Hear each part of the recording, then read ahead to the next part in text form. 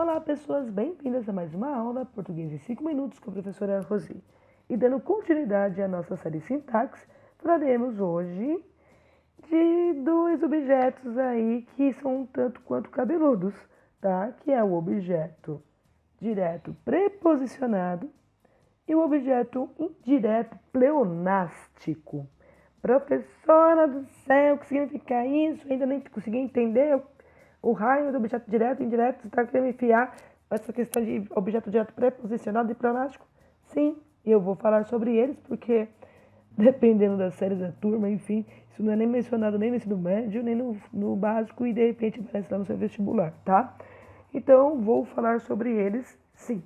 E vocês vão ver que não é bicho de 7 cabeças. Se vocês estão seguindo aí as orientações de sempre começar as orações pelos verbos, né, a análise das orações pelos verbos, vocês vão ver que isso aqui não é nada demais, tudo bem? Bom, vou começar aqui pelo objeto direto preposicionado, tá? Então, vou pegar até, vou copiar ele aqui para poder carregá-lo lá para minha lousa limpa.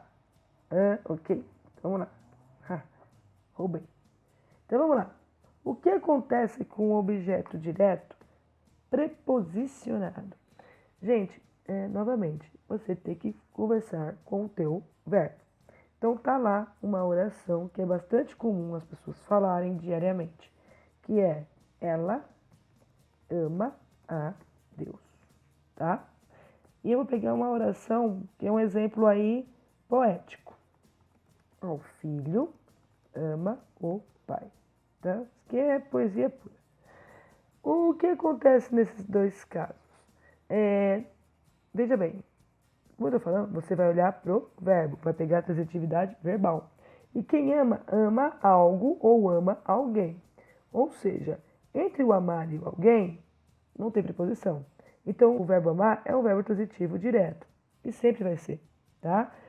Independentemente do contexto, por enquanto, ele é um verbo transitivo direto e vai ser nos dois casos. Só que o que acontece? Você está vendo aqui, ó, tem uma preposição na frente de Deus. Pois é, o autor dessa frase considera que você está enviando o amor para Deus. E aqui entra uma questão de religiosidade, de respeito, que inconscientemente, dentro da nossa gramática interna, nós fazemos. Que é, por uma questão de respeito, a gente põe ali uma certa distância para com Deus por meio de uma preposição. Então, nesse caso, devido a isso que eu acabei de explicar, eu vou chamar esse objeto direto de preposicionado. Por quê? Porque o verbo amar é transitivo direto. E aí eu posso casar um verbo transitivo direto com um objeto direto? Jamais! Imagina, nunca, tá? Então o que acontece aqui? Eu posso fazer isso? Não posso. Mas eu posso chamá-lo de preposicionado? Posso, devido a essa abertura contextual. E é o mesmo caso aqui de baixo do ao filho ama o pai. Aqui eu tô falando que é uma poesia. Então, para poder dar rima lá dentro dos versos, o autor preferiu acabar a oração com o pai. Só que acontece, se eu deixasse aqui sem a preposição na frente do filho, se ficasse dessa forma, eu criaria uma ambiguidade, porque pareceria que eu falaria que o filho ama o pai, né? Mas o autor queria dizer justamente o contrário, que o pai estava enviando o amor para o filho, como eu comentei lá no caso de Deus acima. Então o que acontece? Aqui o pai é o sujeito, porque estou falando, o autor quer que o pai seja sujeito, tá? Quem decide aqui é quem escreve o texto. Ainda mais dentro de uma poesia. Ama, verbo transitivo direto, e ao filho vai ser o que nós estamos chamando de objeto direto preposicionado, porque o pai enviou o amor para o filho, tá? Precisaria? Não, mas aí é ótimo que tenha colocado essa preposição, porque inclusive vai quebrar a ambiguidade. Entenderam? Então, a questão do objeto direto preposicionado, ele é circunstancial e é totalmente inserido dentro de um contexto. Ok. E o pleonástico? O pleonástico é fácil, tá, gente? É muito fácil. O objeto indireto pleonástico acontece devido a uma variação da fala. Então o que acontece? As pessoas falam direto assim, pra mim, ele não me deu nada.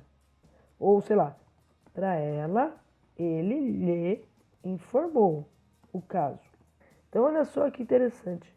O verbo dar aqui é um verbo intransitivo, que já viu isso, inclusive, em outro exemplo. Então, quem dá algo a alguém, dá algo. E qual é o algo do texto? É o nada, tá? Nada é o algo do texto. Nada é objeto direto, tá? E aí apareceu dá algo a alguém.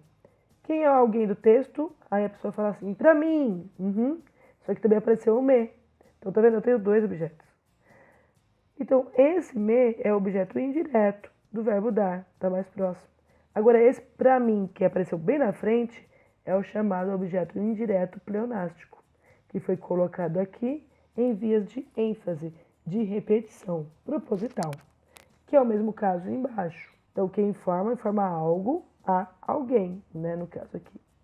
Aí, qual é o algo que foi informado? O caso. O caso é meu objeto direto. E o alguém? Quem é o alguém do meu texto? Quem é o indireto? Ela, que está aqui substituído pelo pronome lhe, então é um objeto indireto.